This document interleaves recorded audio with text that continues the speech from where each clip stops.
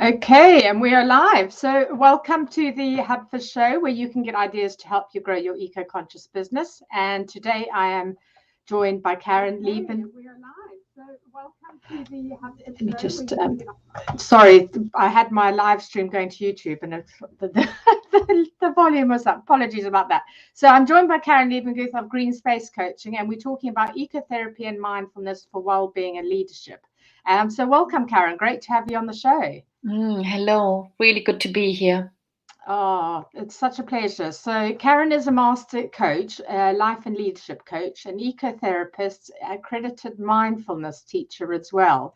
And Karen specializes in taking her clients into natural settings and tapping into the beneficial impacts that nature has on our psychological, emotional, and physical well being. So, fantastic. We've had a lot of interest on this when I posted out on LinkedIn. So, for those of you who are watching live or catching up on the replay, keep your questions and comments coming and we'll get to you and reply to you. So launching into the questions.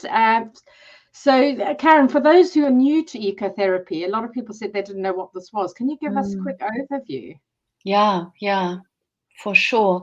So ecotherapy is it's a complementary therapy tapping into what you've just said, the benefits of nature, whether it's physiological, physical, emotional, psychological. And it encompasses a wide range of treatment programs that involve nature-based activities like community garden projects, coaching while walking, what I offer. Green gyms are very popular, have been in the past years, and also nature connection workshops. So it's not therapy, but it's therapeutic. So treatments that improve physical and mental health and that take place in nature. Wow. Okay. Sounds good. And I know it's sort of quite popular, especially with lockdown and, nature's become so important and, the focus has been on well-being in nature. So how do you use ecotherapy, mindfulness and coaching to help improve people's well-being? So as you've said so well in your introduction, I take my coaching clients out into nature, into London's green spaces and parks. And this is really where ecotherapy comes from. I'm tapping into the benefits of nature, of being into an open, natural green space. And as soon as we are in nature, our whole system slows down, our body slows down, our stress hormone levels decrease, our blood pressure decreases, our stress hormone levels go down. And as the body softens, as we slow down, our nervous system calms down and we are more in the body, more embodied.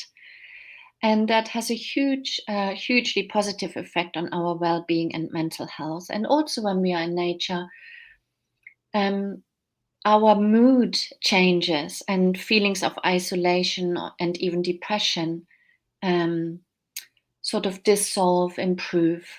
So there are huge amounts of benefits when we are out in nature.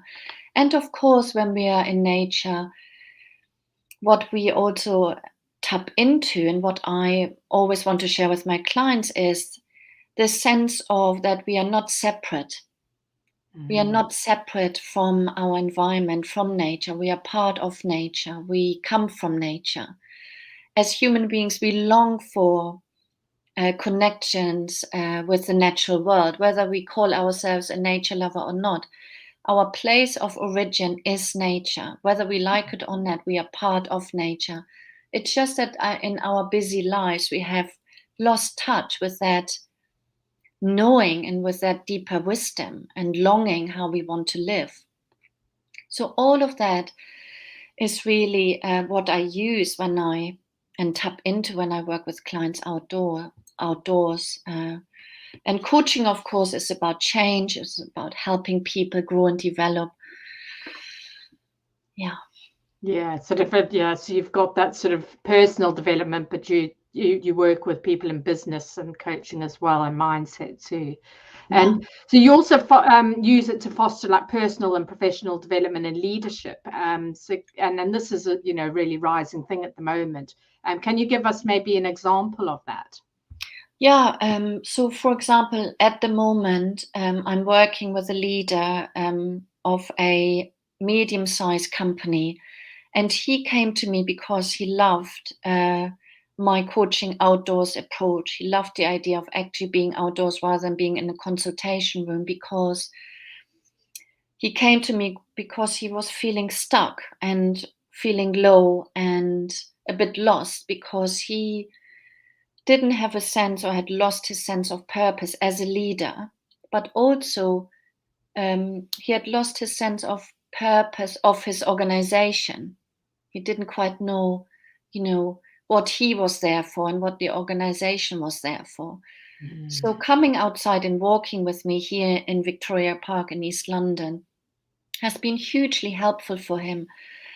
And what I've just described in terms of often we have this sense of being separate, and then we have this sense of isolation, and our world and inner experience becomes quite narrow.